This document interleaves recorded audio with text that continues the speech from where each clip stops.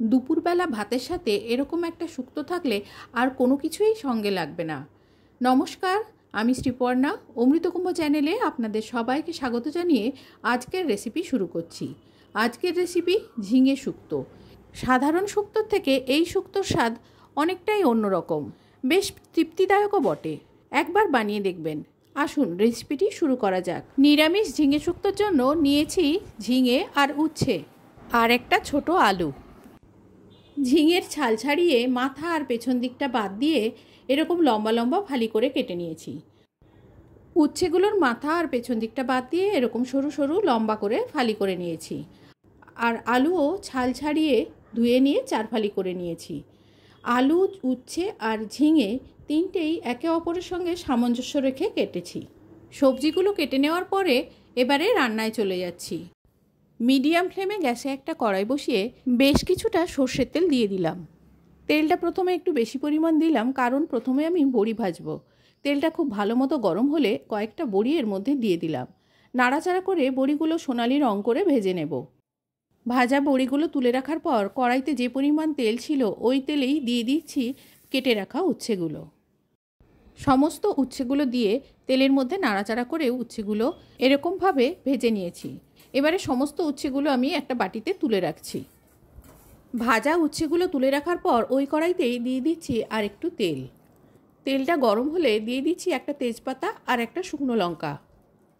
শুকনো লঙ্কা আর তেজপাতাটা ভেজে নিয়ে দিয়ে দিচ্ছি 1 চামচ 5 ফোড়ন। 5 ফোড়নের রাঁধুনি থাক আর না থাক, রাঁধুনি ফোড়নটা অবশ্যই দিতে হবে। 5 ফোড়নটা নাড়াচাড়া করে 1/2 চামচ রাঁধুনি দিয়ে দিলাম। ফোড়নটা ভাজা হয়ে গেছে, দিয়ে দিচ্ছি কেটে রাখা আলুগুলো। এই শুক্তোতে আপনারা আলু নাও ব্যবহার করতে পারেন, অথবা সাধারণ আলুর পরিবর্তে রাঙা আলু ব্যবহার করতে পারেন। দিয়ে দিচ্ছি কেটে রাখা ঝিঙে। সমস্ত ঝিঙেগুলো দিয়ে তেলের সাথে ভালো করে নাড়াচাড়া করে মিশিয়ে নিয়ে এটা ভাজতে থাকবো। এগুলো ভাজতে ভাজতে আমি কিছু মশলা বেটে নিচ্ছি। সবজিগুলো কেটে নেওয়ার পরেই আমি ভিজিয়েছিলাম 1 চামচ সর্ষে আর 1 চামচ রাঁধুনি নিয়ে সেটাতেও জল দিয়ে ভিজিয়ে রেখে দিয়েছিলাম। নিয়েছিলাম 1 ইঞ্চি মতো আদার ছাল ছাড়িয়ে এভাবে কেটে নিয়েছি। যেহেতু মশলার পরিমাণগুলো খুবই কম করে এগুলো আমি শিলনোড়াতেই বেটে নিচ্ছি। ঝিঙে আলুটা কষাতে কষাতে আমি এই মশলাগুলো বেটে নিচ্ছি। এদিকে ঝিঙে আলুটা দেখুন প্রায় কষানো হয়ে এসছে, হালকা হালকা ভাজা হয়ে গেছে। ঝিঙে আলু যখন ভাজবো আমি কোনো রকম এখানে ঢাকা দেব না। ঝিঙে জলীয় সবজি, ঢাকা দিলে ঝিঙে থেকে জল বেরোতে শুরু করবে, তাই ঢাকা ছাড়াই ঝিঙে আর আলুটা নাড়াচাড়া করে ভেজে নিচ্ছি। যে 1 চামচ রাঁধুনি ভিজিয়েছিলাম সেটা বেটে নিয়েছি, সেই রাঁধুনি বাটাটা দিয়ে দিলাম। আদাটাও বেটে নিয়েছিলাম, আদাটাও দিয়ে দিলাম।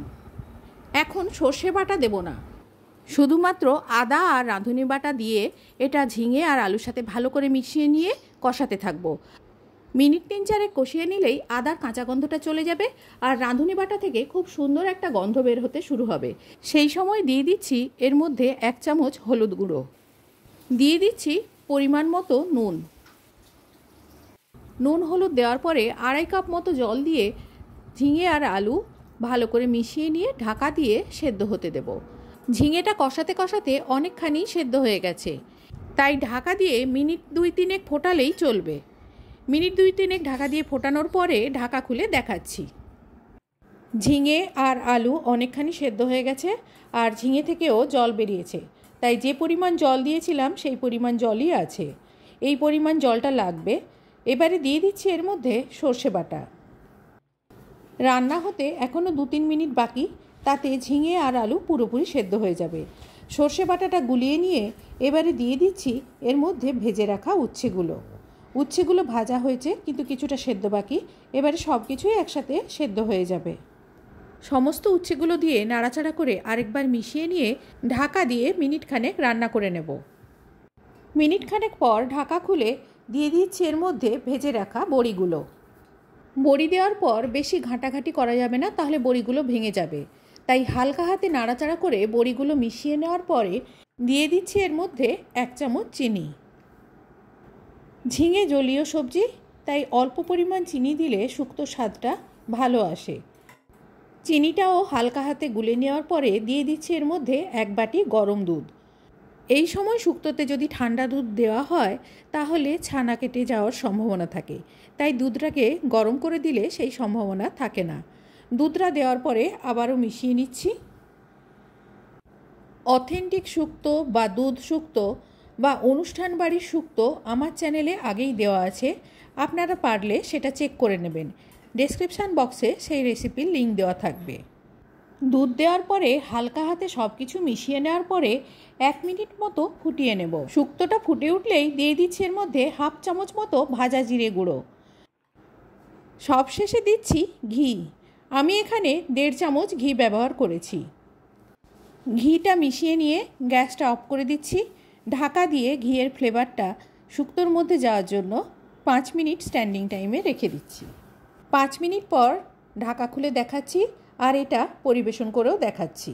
রেসিপি আপনাদের কেমন লাগলো কমেন্টে জানাতে ভুলবেন না। আজ এই পর্যন্ত, দেখা হবে অন্য কোনো দিন অন্য কোনো রেসিপিতে। ততদিন পর্যন্ত সবাই ভালো থাকবেন, সুস্থ থাকবেন, আনন্দে কাটাবেন। ভিডিওটি শেষ পর্যন্ত দেখার জন্য সবাইকে ধন্যবাদ।